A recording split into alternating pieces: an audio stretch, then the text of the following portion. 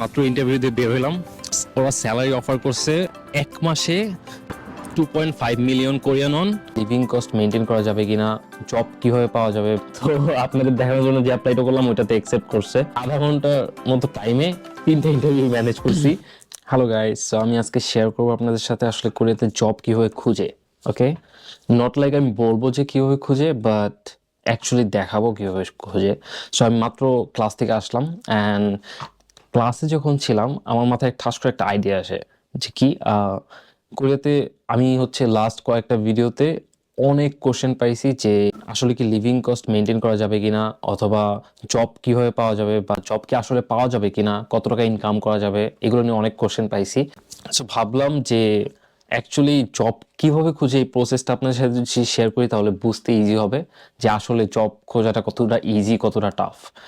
So ক্লাসে বসে বসে আমি যেটা করি সেটা হচ্ছে কোরিয়াতে একটা অ্যাপ আছে, নাম হচ্ছে ক্যারট। সো এখানে ইউজুয়ালি লাইক সেকেন্ড হ্যান্ড জিনিসপত্র পাওয়া যায় অথবা জব পাওয়া যায়। সো ওইটা অনেক ইউজ হয় আমি আমি যে সিটিতে থাকি এই সিটিতে। সো আমি ক্যারট অ্যাপটা ওপেন করি, ওপেন করার পর কয়েকটা জবে অ্যাপ্লাই করি, আমি আপনাদের দেখাই।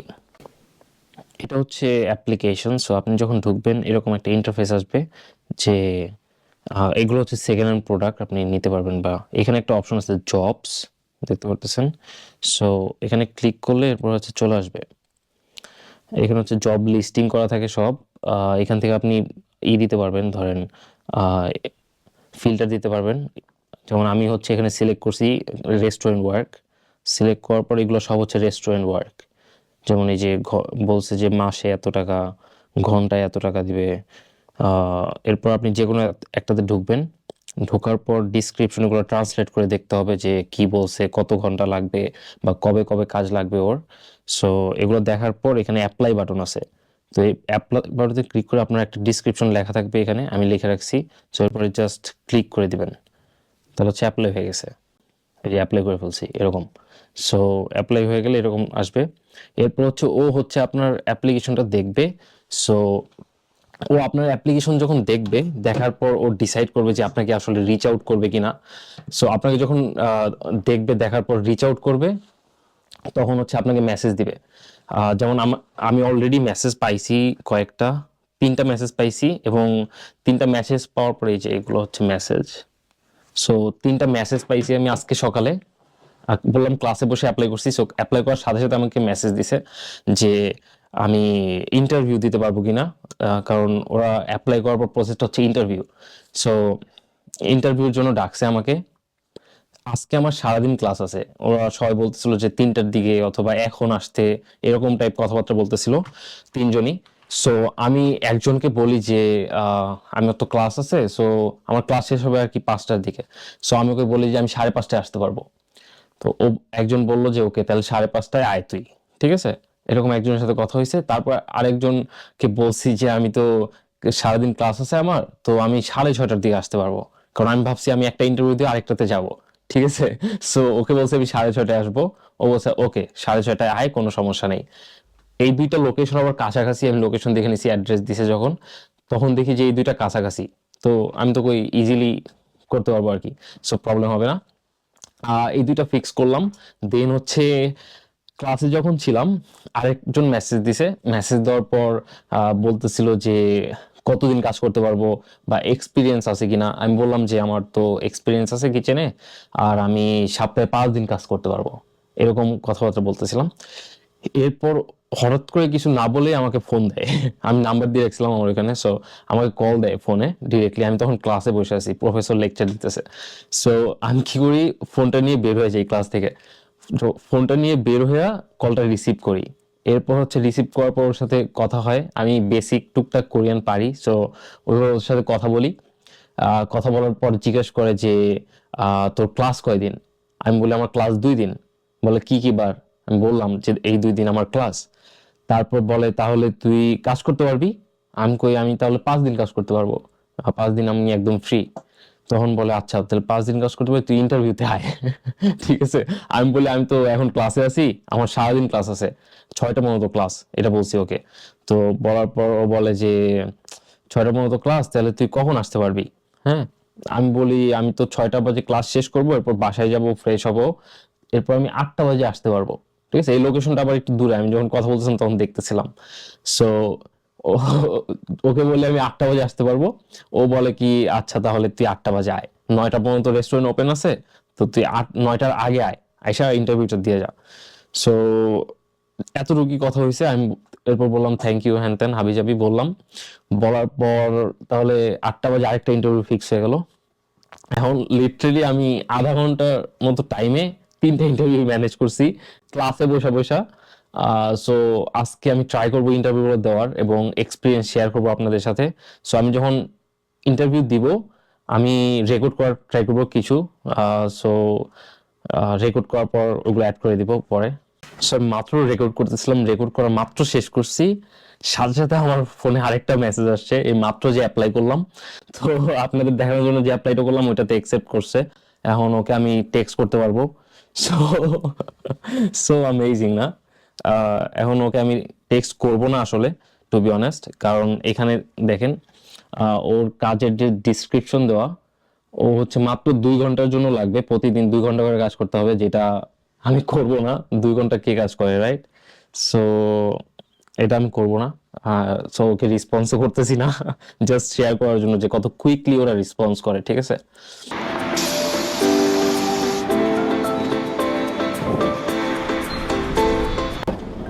সো আমি চলে আসছি রেস্টুরেন্টের সামনে ইন্টারভিউ দিতে, অ্যান্ড এখন হচ্ছে রেস্টুরেন্টে ঢুকবো, একদম টাইমলি চলে আসছি। এখন বাজে হচ্ছে 5টা 21। সো 5:30টাতে ইন্টারভিউ ছিল, সো এখন ঢুকবো, লেটস সি কি হয়। মাত্র ইন্টারভিউ দিয়ে বের হলাম। রেস্টুরেন্ট মোটামুটি মিডিয়াম সাইজ, নট বড় রেস্টুরেন্ট অ্যান্ড অনেক ছোটও না। সব কিছু ঠিক ছিল, নাম জিজ্ঞেস করলো, দেন আমার বয়স, কত সালে জন্ম হয়েছে, তারপর হচ্ছে আমি ইউনিভার্সিটিতে কী কী বারে ক্লাস করি, সো সব কিছু বলার পর বললো যে 5 তারিখ থেকে কাজে যেতে। সো যদি আমার কাজ আছে আমি আসবো না আই গেস, বাট ওরা স্যালারি অফার করছে আমাকে হচ্ছে 1 মাসে 2.5 মিলিয়ন কোরিয়ান অন।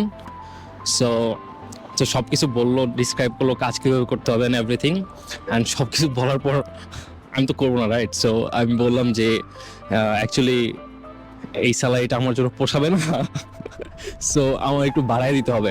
তো এরপরে বললো যে যে কয়দিন কাজ করলে এরপরে হচ্ছে বসের সাথে কথা বলবে, কথা বলে এরপর বাড়ায় দেওয়ার কথা বলবে আর কি। তো আমি বললাম তাহলে তো হয় না, এত কমে কাজ করতে পারবো না আমি। আমি অলরেডি কাজ করছি, রেস্টুরেন্টে করতেছি 1.5 বছর ধরে, সো এই স্যালারিতে আমার পোষাবে না। এটা বললাম। এরপর বললো যে আচ্ছা তাহলে বসের সাথে কথা বলবো, ম্যানেজার ইন্টারভিউ নিছে, সো বসের সাথে কথা বলে এরপর হচ্ছে আমাকে মেসেজ করবে, মেসেজ করে জানাবে। সো দেখি কি রেসপন্স করে, রাইট? সো এখন হচ্ছে আমি আরেকটা যেটা আছে ইন্টারভিউ, ওইটাতে যাব। ওটা এখান থেকে বেশি দূরে না, আধা ঘন্টার মতো লাগবে। সো যাই দেখি ওইটাতে কি হয়, লেটস সি।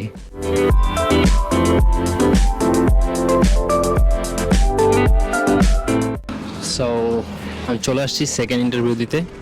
আসার কথা ছিল 6:30টায়, এখন বাজে হচ্ছে 6:15 মতো। সো আগে চলে আসছি। অ্যান্ড আমি যদি আপনাকে রেস্টুরেন্টটা দেখাই, এটা হচ্ছে